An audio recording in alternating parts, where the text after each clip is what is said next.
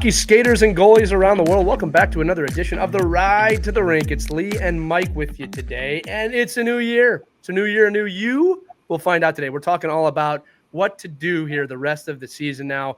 You're kind of at the top of the slide now. Wherever you're playing, you're going to go down the slide. No matter where your season's at, whether you're having a great season or a bad season in your own mind, whether your team is having a great season or a bad season from the rankings, none of that's going to matter in what we say, because the truth is this, my friends, to the players listening, the actions you take, regardless of where you're at, are going to be the same. I know that sounds crazy to a lot of you. It's like, well, I need to try harder. We need to try more.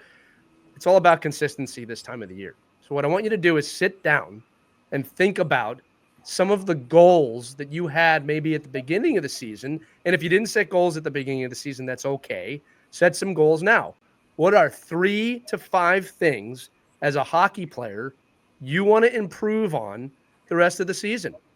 Write them down and make sure that there are realistic things. Don't write something simple like score more, right? Let's be a little more specific. How's your wrist shot? How's your snap shot? How's your backhand, right? How are some of the different aspects of shooting? Are you making great dekes on a goaltender? If you're a defenseman, are you even able to reach the net? If you are able to reach the net, are you able to pinpoint accuracy where you want the puck to go? These are specifics that you want to work on. How is your skating?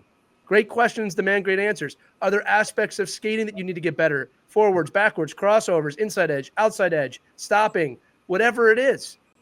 Think about some things you want to improve on. Write them down. Bring them to your coach. I promise this will impress them. And say, Coach, these are the 3 things I think I would like to improve on over the next 3 or 4 months. And then ask this question, my friends. Do you agree with me, Coach? Are there other aspects of my game that you see that you think I should work on? Have that conversation with your coaching staff. You can have that conversation with your parents too. Find out the things you want to improve on, because while the score does matter in your games, and I know you want to win, you becoming a better hockey player is really, really important to making sure those scores come out in the right way. Also, remember, you're a hockey player. You want to get better every single year. Another question you might want to start asking your coaches is, hey, what do I need to get better at so I can be better next year? Right? And they might tell you, hey, let's do this year first. But it's a good question to ask.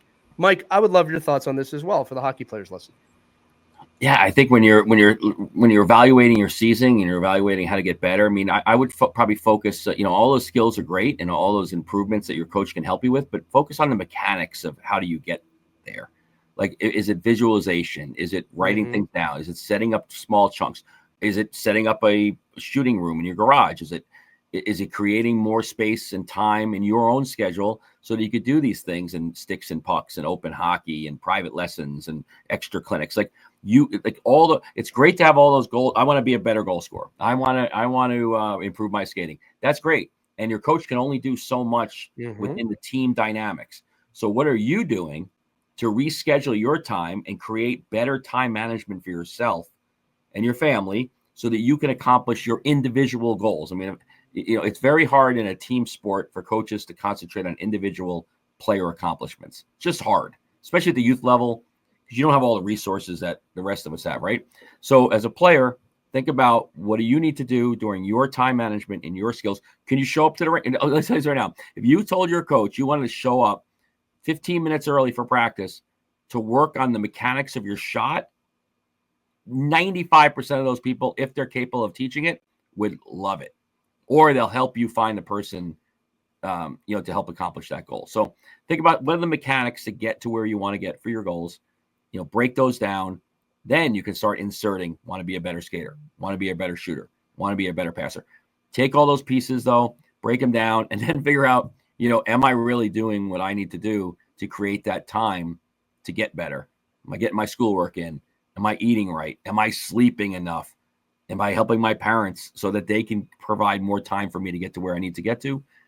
This is all great opportunities for you between now and the end of the hockey season to do all those things and put yourself in a great position for tryouts or for being selected to a team early, or for getting ready for summer development.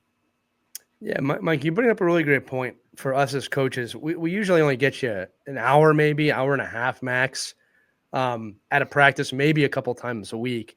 There's so many more hours in the week that you can be working on your game. So I think you're right, Mike. Let's go to the coaches. Let's learn some of those mechanics, but you got to put that time in at home. And kids, this is a choice, right? If it's more important to play Fortnite or another game than it is to go outside for really 20 minutes, 30 minutes, it doesn't take an immense amount of time, and work on whatever it is that you need to work on. That's a choice that you're making, right?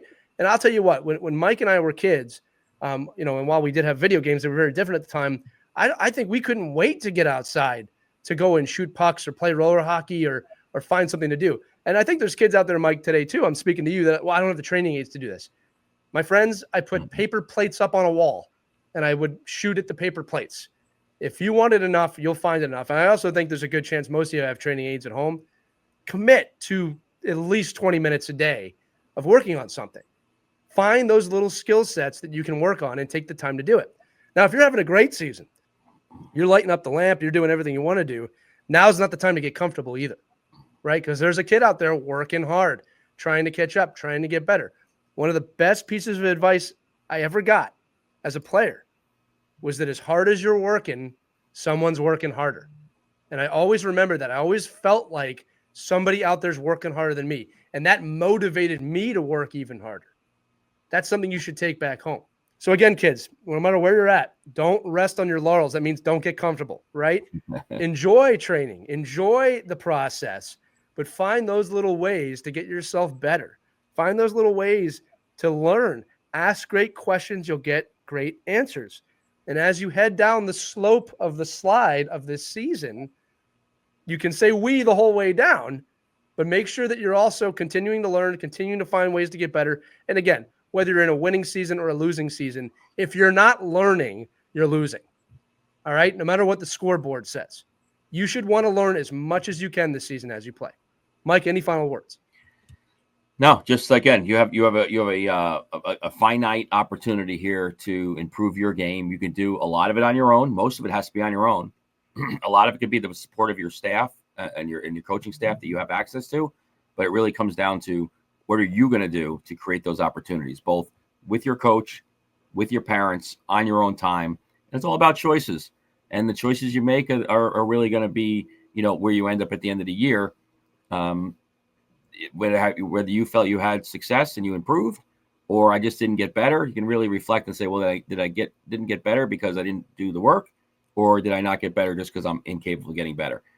Most of the time, it's going to be because you didn't do the work. Right. So just do the work. 99% of the time, it's going to be that. So in closing, my friends listening here, first off, welcome to 2025. It's good to have you here. Good to see you. Good you're listening to the podcast. Always appreciate that you're listening to these episodes. And remember, if no one's told you today or this season, I'm sure they haven't, I'm going to tell you anyway, we believe in you, but you need to believe in you too, right? We'll tell you that every time. We really do believe in you hockey players. If you're listening to this show, we really believe in you because you love it, but you have to believe in yourself too. That's a big part of it, finding that self-esteem. That's going to do it for this edition of The Ride to the Rink for Mike Benelli and Lee Elias. Kids, have fun out there. Don't forget to be grateful and enjoy every moment you're on the ice. Remember that you love to play this game. Every time you walk into a rink, say it to yourself, I love playing hockey. Remember that and continue to skate on. We'll see you next time, my friends. Have a good one.